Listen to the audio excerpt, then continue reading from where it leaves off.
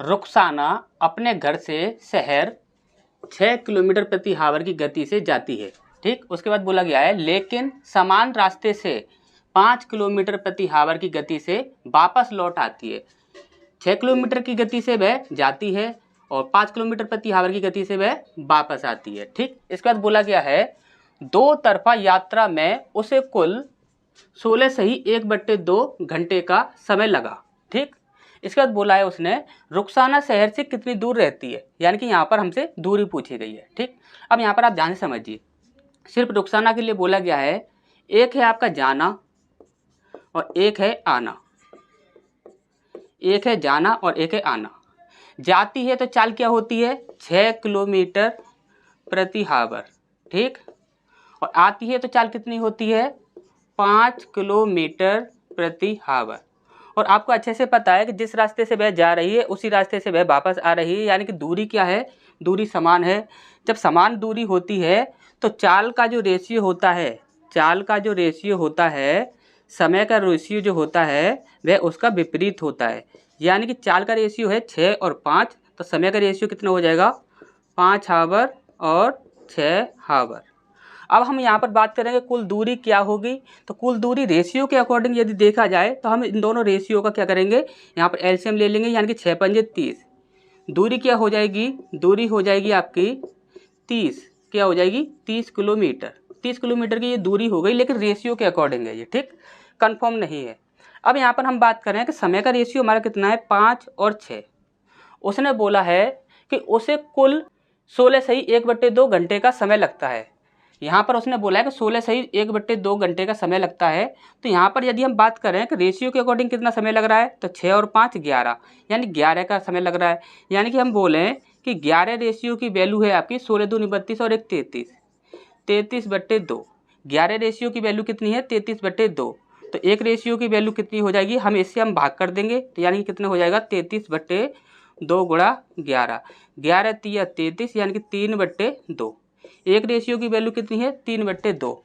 अब यहाँ पर हम बात करें कि 30 रेशियो की वैल्यू कितनी होगी, तो 30 रेशियो की वैल्यू होगी, हम 30 से इंटू कर देंगे 3/2 से। तो यहाँ से कटा ये 15 बार, 15 तिया 45, कितना आ गया 45 किलोमीटर की कुल दूरी थी। ठीक, यही हमसे यहाँ पर पूछा गया था, कहाँ गया, तो ए ऑप्शन आपका सही हो जाएगा। ठीक, तो नेक्स्ट क्वेश्चन की ओर बढ़ते हैं।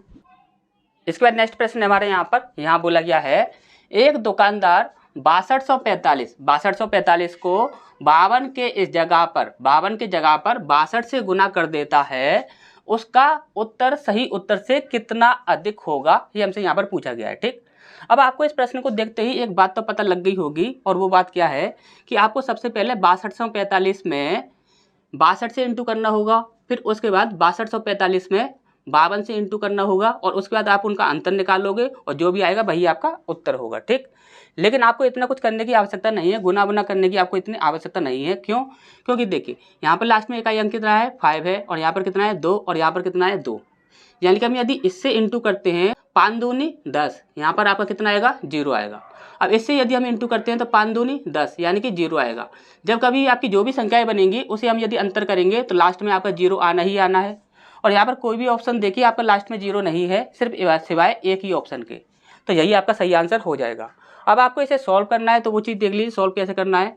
जैसे कि यहाँ पर लिखा हुआ है आपका 6245, इसका हमें इंटू करना है। सबसे पहले हम बड़ी संख्या से करेंगे क्योंकि बड़ी संख्या से ही हम घटाएंगे। ठीक, तो यहाँ पर इंटू करेंगे 62 में। ठीक, अब इसके बाद हमें माइनस करना है, किसके साथ इंटू करके 6245 में 52 के साथ इंटू करके। ठीक, अब आप यहाँ पर ध्यान से समझिएगा, यहाँ पर 6245 आपको दिख रहा होगा और यहाँ पर भी 6245 आपको दिख रहा होगा।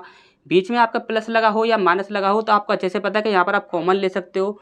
जब आप कॉमन ले सकते हो तो यहाँ पर ले लिया हमने 6245, यहाँ पर हमने क्या किया कॉमन ले लिया, और यहाँ पर बचा आपका 62 माइनस 52, कितना बचा 62 माइनस 52। अब आप इसको इससे माइनस कीजिए, कितना बचेगा आपका, तो यहाँ पर बचेगा आपका 10, यानी कि हम बोल सकते हैं 6245 गुणा 10।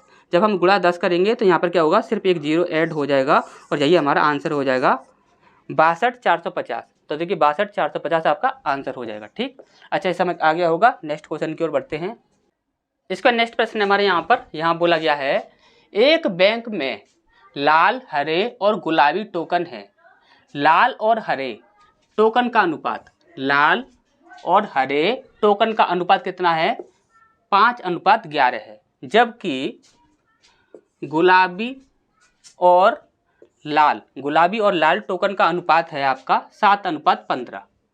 हरे और गुलाबी टोकन का अनुपात क्या होगा? देखिए, हरे और गुलाबी टोकन का जो अनुपात है वो हमसे यहाँ पर पूछा गया है, ठीक।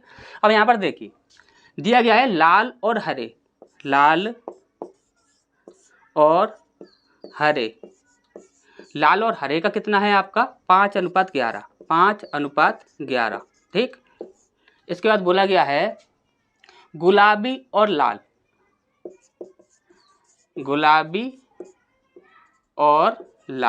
ठीक। गुलाबी और लाल टोकन का अनुपात कितना है आपका? 7:15, ठीक। और यहाँ पर हमसे पूछा गया है हरे का और गुलाबी का, ठीक। अब यहाँ पर आप देखिए लाल यहाँ पर भी है और लाल यहाँ पर भी है।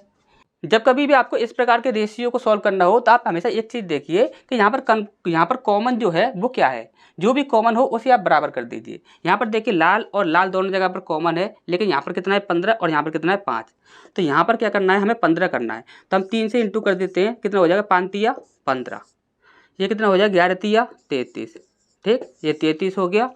और यहाँ पर कितना है? ये 7 है और ये आपका 15 पहले से ही है, ठीक। और यहाँ पर पूछा गया था हरे का और गुलाबी का, तो कितना हो जाएगा? 33 और 7। तो 33 और 7 कहाँ पर है? तो देखिए डी ऑप्शन आपका सही हो जाएगा, ठीक। आपको हमेशा क्या करना है कि कॉमन देखना है, कॉमन जहाँ कहीं भी हो आपको उसे समान कर लेना है, ठीक। तो नेक्स्ट क्वेश्चन की ओर बढ़ते हैं।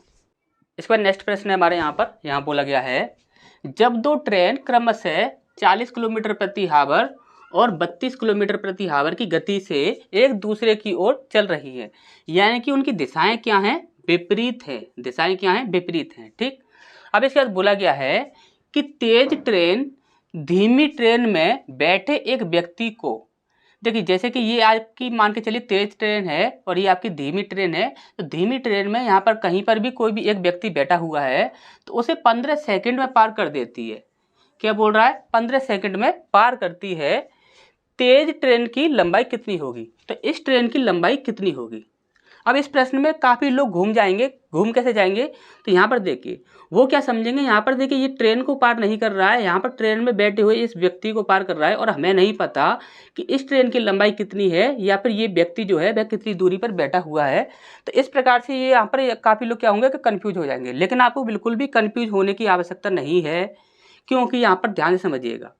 यदि यहाँ पर एक व्यक्ति को बैठाया गया है और वो ट्रेन में कहीं पर भी बीच में बैठा हो, इससे हमें कोई मतलब नहीं है, लेकिन उस ट्रेन में बैठे हुए व्यक्ति को कितने समय में पार कर रही है। अब इसी प्रकार से हम यहाँ पर आपसे ये बोलते हैं कि ये एक ट्रेन जा रही है और इस खंबे को पार कर रही है। अब आप बता सकते हो कि खंबा कितना चौड़ा है या फिर खंबे की कितनी लंबाई है? नहीं बता सकते ना।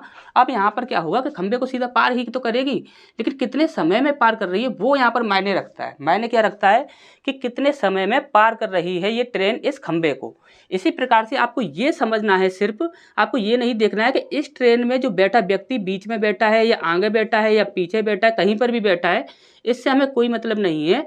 बस हमें ये देखना है कि ये जो ट्रेन है, इस ट्रेन में बैठे हुए इस व्यक्ति को मान के चलिए कि ये एक खंबा है जो कि इधर की ओर साइड की में चल रहा है, ठीक। मान के एक बार मान के चलिए बस, ठीक। तो यहाँ पर ये जो व्यक्ति है ये यहाँ पर बैठा हुआ है और इस व्यक्ति को हमें पार करना है और कितने समय में पार कर रही है, बस हमें इतना चाहिए, बस समय चाहिए। और समय आपको यहाँ पर पता लग चुका है, कितना है आपका? 15 सेकंड, ठीक। कितना है आपका? 15 सेकंड। अब यहाँ पर आप देखोगे तो ये जो चालें दी गई हैं ये क्या है? देखिए एक ट्रेन है इधर जा रही है, दूसरी ट्रेन है इधर जा रही है, ठीक। तो यहाँ पर हम यदि बात करेंगे चाल की तो क्या बोलेंगे? सापेक्ष चाल, सापेक्ष चाल। तो सापेक्ष चाल क्या हो जाएगी कि दोनों की क्या हो जाएगी? जुड़ जाएगी। और 40 और 30 70 और 2 72, कितनी हो जाएगी आपकी? 72 किलोमीटर प्रति हावर।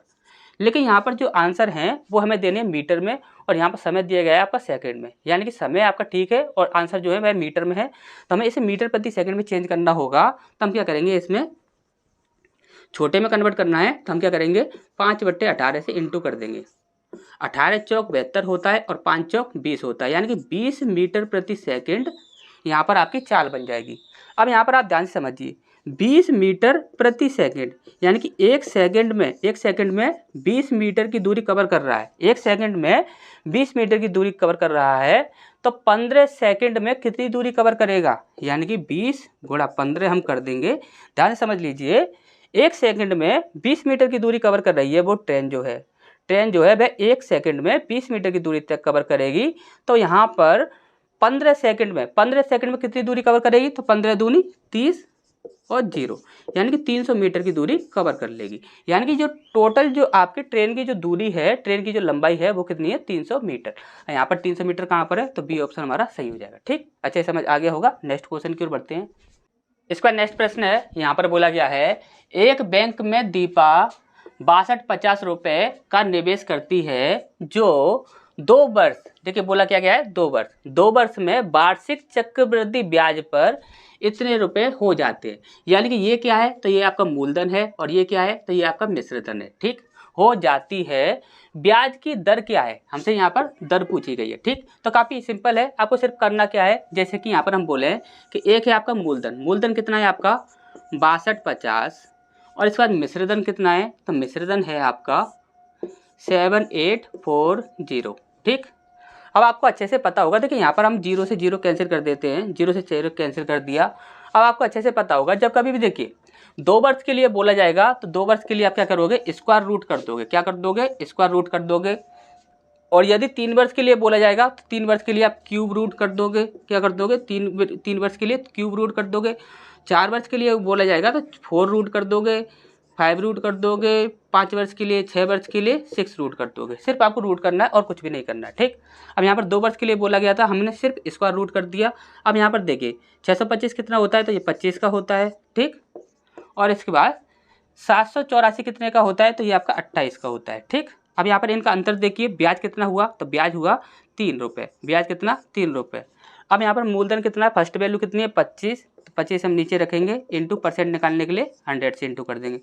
25 चौक 100, 4 तिया 12, यानी कि 12% की दर थी। ठीक, 12% कहाँ पर है, तो देखिए बी ऑप्शन आपका सही हो जाएगा। ठीक, तो नेक्स्ट क्वेश्चन की ओर बढ़ते हैं।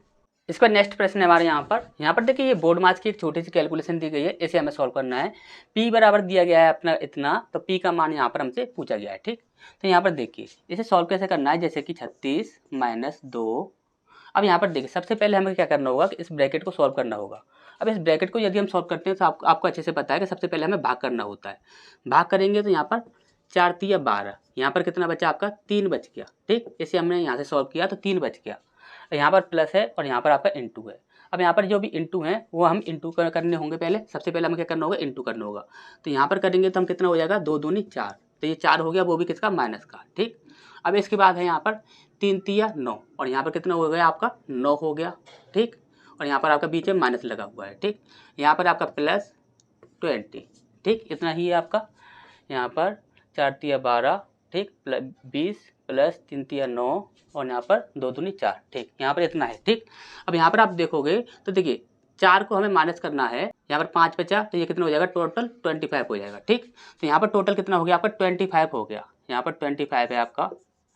ठीक, और 25 जो होगा वो यहाँ पर क्या हो जाएगा, इनटू में लग जाएगा। ठीक, किस में लग जाएगा, इनटू में लग जाएगा, क्योंकि ये ब्रैकेट से बाहर आ रहा है। ठीक, अब यहाँ पर क्या है, प्लस का 10, प्लस का 10।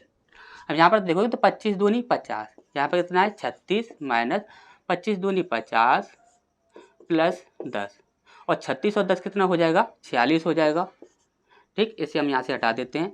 अब देखिए 50 में से आप 46 माइनस करोगे, कितना बचेगा आपका, 4 बचा आपका, 4 बचा। अब 4 बचा है यहाँ पर आपका, तो देखिए यहाँ पर ये आपका माइनस का है, जो संख्या बड़ी है तो यहाँ पर माइनस का ही आपका 4 हो जाएगा। ठीक, तो माइनस का 4 कहाँ पर है, तो ए ऑप्शन आपका सही हो जाएगा। ठीक, तो नेक्स्ट क्वेश्चन की ओर बढ़ते हैं। इसका नेक्स्ट प्रश्न है हमारे यहाँ बोला गया है एक समचतुर्भुज के विकर्ण 12 सेंटीमीटर और 16 सेंटीमीटर हैं। समचतुर्भुज के मध्य बिंदुओं को जोड़ने पर निर्मित जो आकृति बनी है उसका क्षेत्रफल क्या होगा, ये हमसे यहाँ पर पूछा गया है। ठीक, अब यहाँ पर देखिए जैसे कि यहाँ पर एक समचतुर्भुज है। ठीक, और आपको अच्छे से पता होगा कि जो समचतुर्भुज जो होता है उसकी सारी भुजाएं क्या होती हैं, समान होती हैं। ठीक, अब यहाँ पर देखिए इसके एक विकर्ण दिया हुआ है आपका 12 सेंटीमीटर, दूसरा दिया हुआ है आपका 16 सेंटीमीटर। उसने बोला है कि मध्य बिंदु लेने हैं, सारी ही भुजाओं के क्या करने हैं, मध्य बिंदु लेने हैं, और मध्य बिंदु लेकर हमें क्या करना है, उनको मिला देना है। उनको मिलाने के बाद जो भी आपकी आकृति बनेगी उसका हमें क्षेत्रफल बताना है। आप हमेशा ही याद रखिएगा, जब कभी भी एक समचतुर्भुज के भुजाओं के मध्य बिंदुओं को मिलाकर आप जब कभी भी एक आकृति बनाओगे तो वह भी आपका समचतुर्भुज ही बनेगा, और उसका जो क्षेत्रफल होता है वह पूरे समचतुर्भुज के क्षेत्रफल का आधा होता है।